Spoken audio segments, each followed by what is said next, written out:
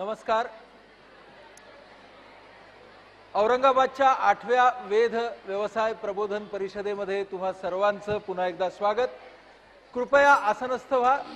सर्व स्वयंसेवकांना सूचना की त्यांनी पाहावं की त्यांच्या भागातले विद्यार्थी आणि पालक प्रतिनिधी आसनस्थ होत आहेत.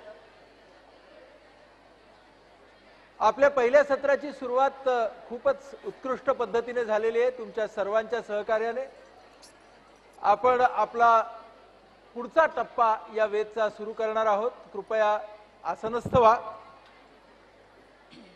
आपल्या पुढच्या सत्राच्या आपल्या पाहुण्या ज्या डिझायनिंग इंडस्ट्री मधून आलेल्या आहेत, ज्या आपल्याला डिझायनिंग म्हणजे काय ते सांगणार आहेत, अशा पुण्याहून आलेल्या अश्विनी देशपांडे यांचं आपण वेधच्या व्यासपीठावरती पहिल्यांदा स्वागत करूया.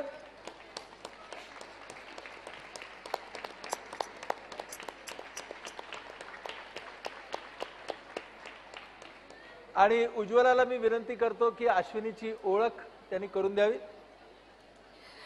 दिग्गज व्यक्ती एकत्र आल्या की किती सुरेल आणि सुरेख संवाद निर्माण होतो हे आपण आता अनुभवत आहात सगळेजण. आजच्या आपल्या दुसऱ्या सत्रातल्या पाहुण्यांचं नाव आहे, सरांनी आता सांगितलं, अश्विनी देशपांडे.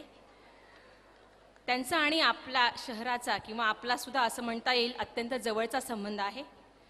कारण त्यांचं सगळं शिक्षण औरंगाबादेतच झालं आहे. त्या लहानाच्या मोठ्याही औरंगाबादेत झालेल्या आहेत.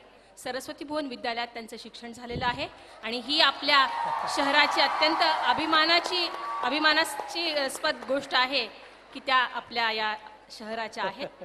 आणि सध्या एलिफंट ही आघाडीची जी कन्सल्टंटिंग कंपनी आहे त्याच्या त्या सहसंस्थापिका आणि संचालिका आहेत. डिझाईन क्षेत्रामध्ये या कंपनीचं नाव माहीत नाही अशी एकही व्यक्ती आज शोधून सापडणार नाही आहे.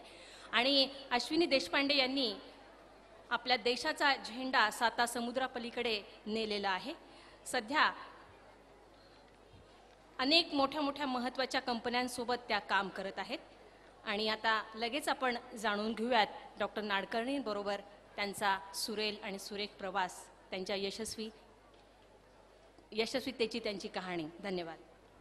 आपण अश्विनी देशपांडे यांचं स्वागत आपल्या वेधच्या प्रथेप्रमाणे गाण्याने करणार आहोत. तुमच्याकडे गाण्याच्या ज्या पुस्तिका आहेत त्यामध्ये कर्तव्याचे होई गाणे, तन्मयतेची तान, परिश्रमाच्या वेलीवरचे यश सोनेरी पान, हे वेधगीत. आपला टेंडर केअरचा कॉयर, तुम्ही तयार, आपला कॉयर तयार आहे. गाण्याला सुरुवात करूया. 1 2 3 4.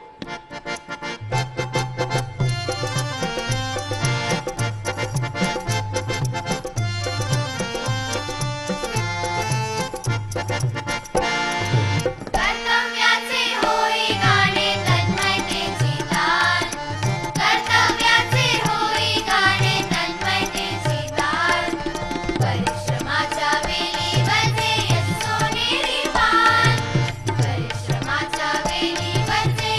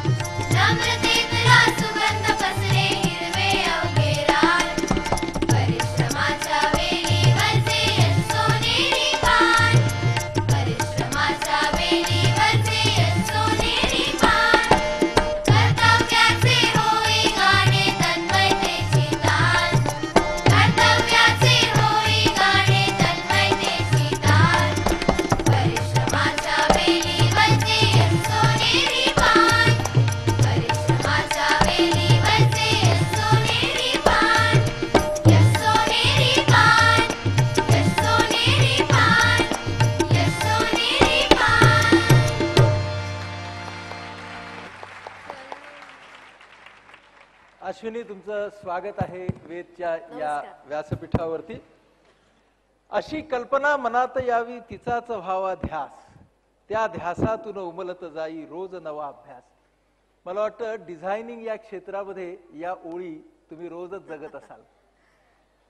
आपल्याकडे अश्विनी तिचा सगळा प्रवास घेऊन आलेली आहे आणि अर्थातच ती एक उत्तम डिझायनर असल्यामुळे हा सगळा प्रवास शब्दांच्या बरोबर आपण इमेजेस मध्ये सुद्धा पाहणार आहोत. तेव्हा आपलं हे संपूर्ण सत्र जे आहे ते दृक श्राव्य ऑडिओ व्हिज्युअल असं असणार आहे. आपण शाळेच्या दिवसापासून, तुझ्या शाळेच्या दिवसापासून आपल्या गप्पांना सुरुवात करूया. आता काय जोरदार टाळ्या आल्या. सरस्वती भुवन. सरस्वती भुवन म्हणजे औरंगाबाद मध्ये. औरंगाबाद मध्ये तुझं बालपण गेलं का काय? माझा जन्मही औरंगाबादचाच आहे आणि अगदी पहिली शाळा म्हणजे सरस्वती भुवन मध्ये मी पोहोचण्याच्या आधी पण एक छोटासा प्रवास आहे. तर माझी अगदी पहिली शाळा आणि मला असं वाटतं की आज सगळ्यात चांगला दिवस आहे त्या शाळेचा उल्लेख करायला. समता दर्शन नावाच्या शाळेमध्ये मी जात होते. तर पहिलीच्या आधी म्हणजे बालवर्ग हा मी समता दर्शनच्या हॉलमध्ये एक छोटीशी शाळा भरायची. एक मोठं ऑडिटोरियम होतं आणि त्यातल्या वेगवेगळ्या कोपऱ्यांमध्ये वेगवेगळे वर्ग असायचे आणि मध्ये कधी पडदा असायचा कधी नाही. अशा अगदी साध्या छोट्या शाळेत मी सुरुवातीला जायला लागले आणि त्यानंतर मग शारदा मंदिर आणि सरस्वती भुवन असा माझा 12वी पर्यंतचा पूर्ण प्रवास औरंगाबादमध्ये. चित्रकला तुझी कशी होती त्यावेळी? चित्रकला हा विषय मला म्हणजे अर्थातच आवडायचा आणि सगळ्याच मला वाटतं इथे बसलेला असं कोणीच नसेल की ज्यांनी लहानपणी चित्र नाही काढली किंवा चित्र काढायला आवडायचं नाही किंवा रंग भरायला आवडायचं नाही. तसं मलाही आवडायचं आणि त्यात मला विशेष काही येतंय हे एवढ्या लहानपणी लक्षात आलं नव्हतं. पण प्रोत्साहन होतं घरून भरपूर.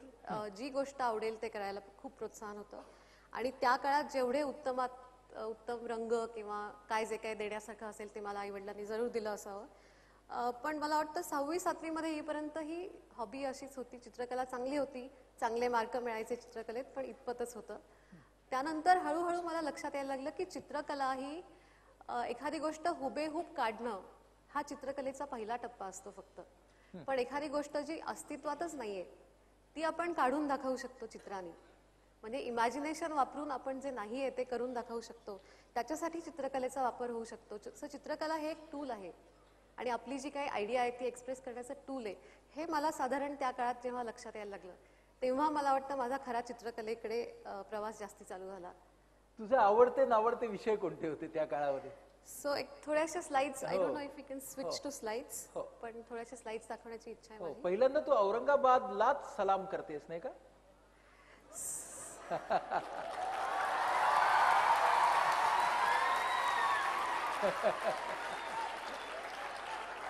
1973 ते 1981. मला वाटतं की हा कॉरिडॉर जो आहे त्यात माझं सगळ्यात मोठं शिक्षण झालं.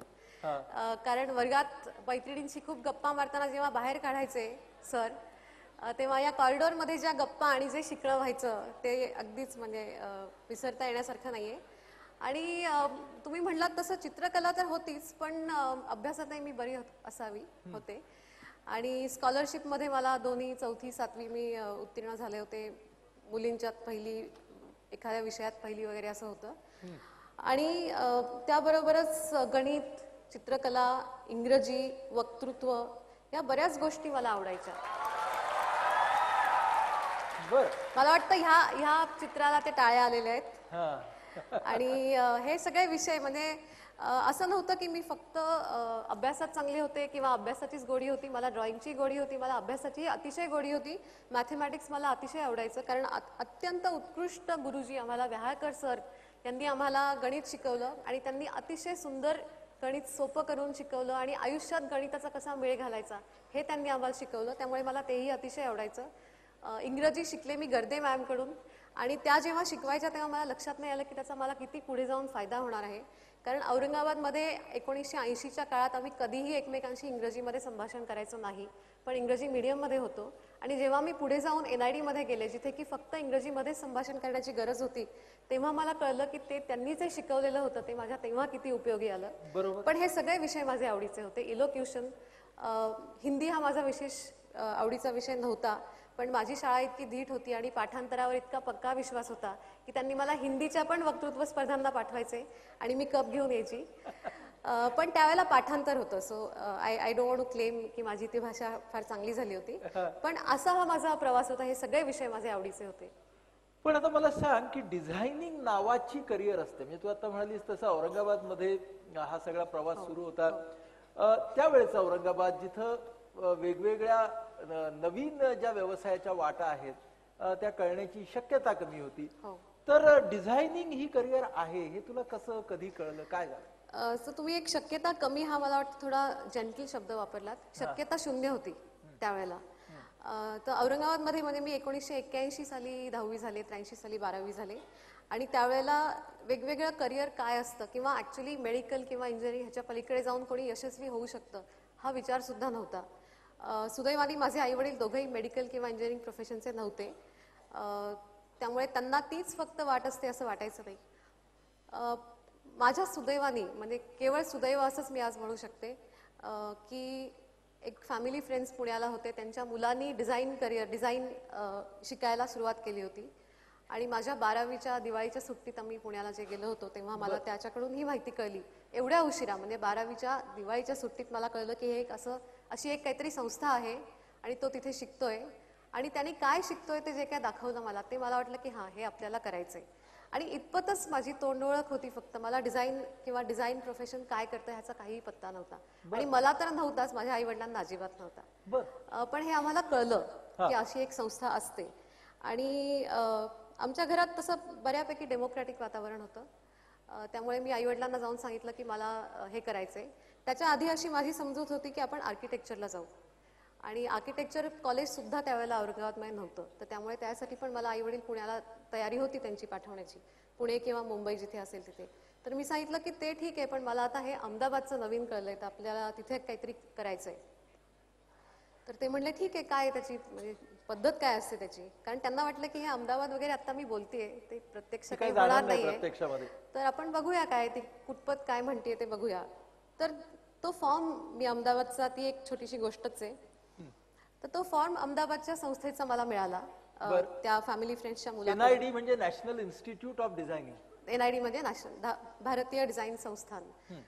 सो तो फॉर्म मला मिळाला आणि फॉर्म भरायचा म्हणजे तेव्हा आमची अशी समजूत होती की कुठल्याही इन्स्टिट्यूटचा फॉर्म म्हणजे काय असणार, तर नाव भरायचं, जन्मतारीख, पत्ता, आई वडिलांचं नाव आणि झाला हा फॉर्म असणार. तर अशा तऱ्हेचा एक फॉर्म म्हणून जी काही गोष्ट माझ्याकडे आली ती उघडून पाहिल्यावर आमच्या असं लक्षात आलं की त्याला 20 पानं होती आणि त्यात स्वतःबद्दल बऱ्याच गोष्टी लिहायच्या होत्या, स्वतःची मतं काय आहेत ते लिहायचं होतं. त्याचा ड्रॉइंगशी काही संबंध नव्हता त्या फॉर्मचा. आणि हे पाहिल्यावर माझी उत्सुकता इतकी वाढली की मला वाटलं आपल्याला ह्याच जागी जायचंय. कारण त्यांनी विचारलं की तुमचं आवडतं पुस्तक कोणतं, का तुम्हाला डिझाईन याच क्षेत्रात का यायचंय, किंवा तुमचं सगळ्यात नावडतं क्षेत्र कुठलं असेल आणि का, कुठला सण आवडतो, कुठली मूवी पाहिली, का आवडते आणि सो ऑन. सो मला वाटलं की हे जे सगळं विचारून मला जी संस्था विचारते त्यांना जेन्युइनली इंटरेस्ट आहे की ही व्यक्ती कशी आहे आणि ती आत कशी येणार आहे, तर तिथेच मला जायचं आहे. सो असा हा फॉर्म घेऊन मी त्या फॅमिली फ्रेंड्सकडून पुण्यातल्या आमच्या घरी यायला निघाले आणि तिथे रिक्षाचं चित्र आहे. त्याचा असा अर्थ आहे की त्या रिक्षात मी तो फॉर्म विसरले, कारण मी एवढी भारावून गेले होते त्या फॉर्ममुळे आणि त्या सगळ्या कल्पनेमुळे की तो फॉर्म मी त्या रिक्षात हरवला आणि परत आले घरी आणि सांगितलं की तो फॉर्म तर हरवलाय पण मला इथेच जायचंय. आणि तुमचा जेव्हा हा मी प्रश्न ऐकला ना दिल आणि दिमागचा, तर तेव्हा मला ही गोष्ट एकदम प्रकर्षाने आठवली. कारण त्यावेळेला मी सांगितलं की मला हेच करायचंय आणि त्यावेळेला मला वाटतं काहीतरी 16-17 तारीख असावी नोव्हेंबरची आणि 22 का काहीतरी तारीख शेवटचा दिवस होता फॉर्म भरण्याचा. आणि त्यावेळेला कुरिअर्स नसायची, there was no question of airline. आम्ही मध्यम वर्गातून आलेलो होतो.